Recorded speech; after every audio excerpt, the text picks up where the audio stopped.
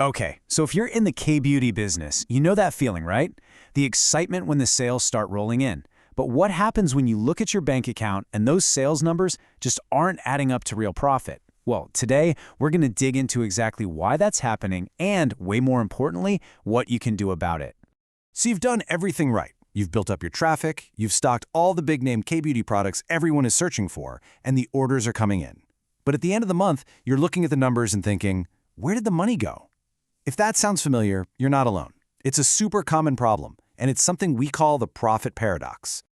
All right, first up, let's really break this down. We're calling it the K-beauty profit paradox. And you know what? Understanding the problem is the absolute first step to actually fixing it.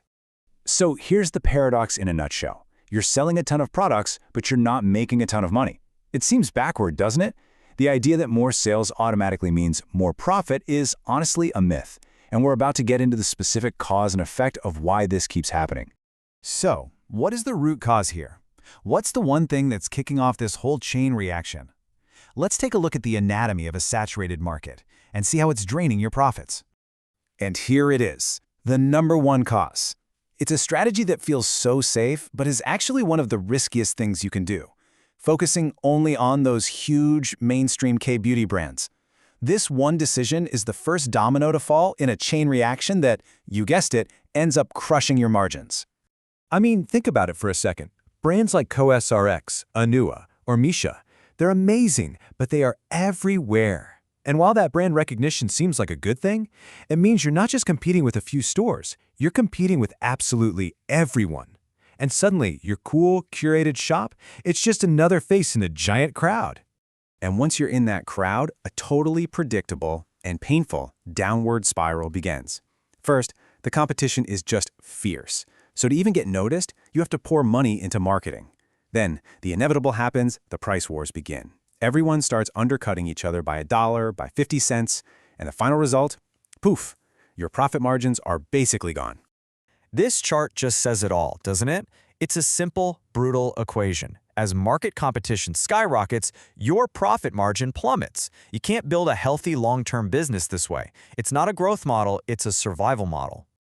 And that's really the perfect way to describe it. Trying to compete on mainstream products is nothing more than a race to the bottom. A race to see who can sell for the cheapest and survive on the thinnest slice of profit. But what if you didn't have to run that race at all? So, how do you escape this trap? Well, you don't keep running faster. You pivot. You find a completely new path. Let's talk about the emerging brand opportunity. Exactly. Instead of trying to win a race that's basically rigged against you from the start, it's time to create a whole new race, one where you set the pace. This is a huge shift from competing on price to competing on strategy and uniqueness. So let's put these two strategies head to head. On one side, you have the mainstream trap. Industry folks call this a red ocean because, well, it's a bloodbath of competition that leads to price wars and razor-thin margins. But on the other side, you have the emerging brand pivot. This is where you find the hidden gems in an untapped market, which means better margins and even chances for sponsored growth. So what are we actually talking about when we say emerging brands? Well, these are high-quality, high-potential products from small and medium-sized businesses. And here's the most important part. They haven't hit that global saturation point yet. They are, quite literally, the next big thing, just waiting for someone like you to discover them. Just look at this business case comparison. With mainstream brands, you're looking at brutal competition, a high initial investment, and tiny margins. In marketing, that's all on you. But with emerging brands, the whole equation just flips. You've got way less competition, a smaller investment to get started, and much higher potential for profit. And get this, marketing support is often available because these brands want to grow with you. It's a partnership. And this chart just drives that point home. It shows how a much smaller initial investment can unlock an absolutely massive potential for real, sustainable growth. You're no longer fighting for scraps. You're riding the new wave of K-beauty innovation. And what's the bottom line of all this? A higher return on your investment. It's not about working harder to sell more for less. It's about working smarter to build a business that's actually profitable. Okay, so you get the problem and you see the opportunity. Now for the most important part. How do you actually make this happen for your business?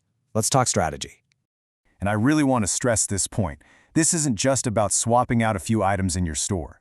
This is a fundamental shift in your entire business strategy. You stop being just another reseller, and you start becoming a destination for discovery, a trendsetter. Now, the good news is you don't have to become a full-time K-beauty detective to find these brands.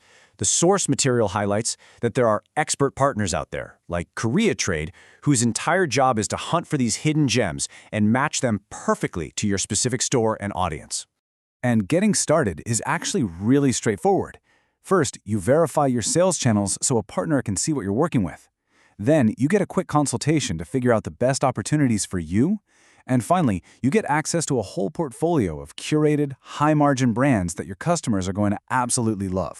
So, it all comes down to this one question. You can keep competing on price in a crowded market, a game that's almost impossible to win, or you can start competing on strategy with unique products that offer real profit. So what do you think? Are you ready to make the pivot?